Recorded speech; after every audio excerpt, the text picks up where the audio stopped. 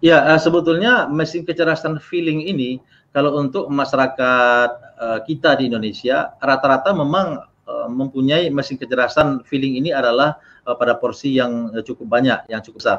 Karena kita berada di kondisi hidup di alam tropis, hidup di alam pegunungan, maka cikal bakal keluaran daripada sebuah mesin kecerdasan itu dari hasil penelitian adalah menghasilkan sebuah mesin kecerdasan feeling. Nah, makanya kita lihat ya, walaupun ya kita sebagai masyarakat yang hidup di daerah tropis ini, di daerah pegunungan, kemudian kita mempunyai mesin kecerdasan di luar daripada mesin kecerdasan feeling. Ada mesin kecerdasan sensing, ada mesin kecerdasan thinking, ada mesin kecerdasan insting, dan ada mesin kecerdasan intuiting. Itu rata-rata tetap ada kepilingannya. Nah, sebagai contoh, padahal seorang kita yang mempunyai mesin kecerdasan thinking, pada saat kita berbicara ya sesuai dengan konsep Stephen, itu mereka menerima tidak dengan hatinya, tapi akan mereka menerima dengan logikanya.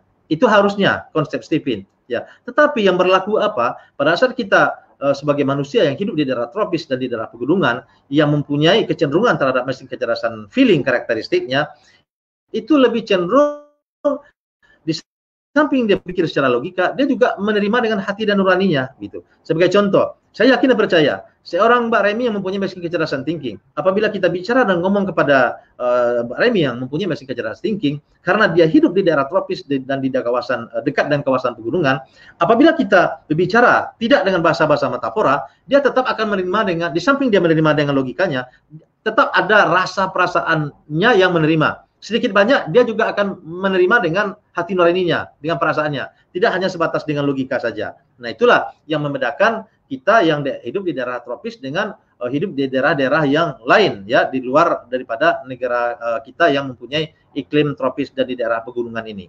Nah, begitu juga dengan mesin kecerdasan insting, sensing, dan insting. Artinya, setiap mesin kecerdasan itu kita lebih merespon sesuatu dengan perasaan feelingnya. Makanya kita lihat kita sebagai orang yang hidup di daerah tropis ini lebih banyak mempunyai perasaan-perasaan yang lebih toleransi daripada intolerannya ya. Kenapa? Dengan kekuatan kita emosional yang ada rasa empatinya, maka di situ kita akan menemukan rasa bertoleransi kepada orang lain. Padahal kalau kita tengok seorang thinking yang sangat berdiametral dengan orang feeling adalah raja tega, tapi tidak sepenuhnya raja tega.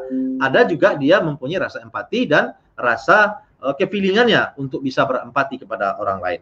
Nah, kondisi inilah akan menjadikan kepada kita jangan sampai bingung, loh, saya seorang mesin kecerdasan thinking, tapi saya juga kok merasa ada empati dengan orang lain. Karena faktor itu tadi, itu adalah hukum alam yang sudah ditemukan oleh para ahli yang sangat menentukan lingkungan. Karena kita harus tahu, yang menjadi keluaran daripada kita sekarang ini adalah personality genetik kita ini adalah personality genetik kita ditambah dengan pengaruh lingkungan. Nah, itulah kita sebut dengan phenotype itu tadi. Nah, jadi personality genetik kita 20%, kemudian lingkungan 80%, maka keluarlah sebagai phenotype. Nah, phenotype inilah yang akan kita jadikan sebuah kompetensi dan kapabilitas yang kita punya, dan kita juga harus sadar bahwa apabila kita sudah melakukan tes Stephen, apabila kita sudah mempunyai sebuah mesin kecerdasan, walaupun fenotip kita dipengaruhi oleh 80% oleh lingkungan, tetapi kita tetap memberdayakan yang 20% itu tadi. Apa? Yaitu personality genetik yang sudah kita bawa semenjak lahir.